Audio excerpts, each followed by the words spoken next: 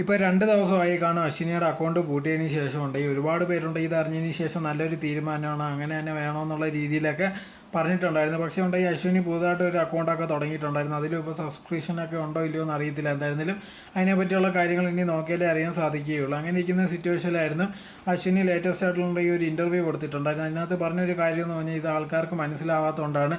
ഇപ്പോൾ നമ്മൾ ആഡൊക്കെ നോക്കി കഴിഞ്ഞാൽ ഇത് ഫാബ്രിക്കൻസിൻ്റെ അല്ലെങ്കിൽ ഇതാണെങ്കിൽ പേഴ്സണലായിട്ടുള്ള കാര്യങ്ങളൊക്കെ ഉപയോഗിക്കുന്നതിൻ്റെ ആഡൊക്കെ നോക്കിക്കഴിഞ്ഞാൽ ഇതിനകത്തുള്ള ഞാൻ ചെയ്യുന്ന കണക്കത്തുള്ള കാര്യങ്ങളാണ് അവരും ചെയ്യുന്നത്. അതിലൊന്നും അപ്പം അവർക്ക് പ്രശ്നമില്ല. ഞാൻ ചെയ്യുമ്പോൾ മാത്രമാണ് ഇതിനകത്തുള്ള പ്രശ്നം എന്നുള്ള രീതിയിലായിരുന്നു പറഞ്ഞിരുന്നത്.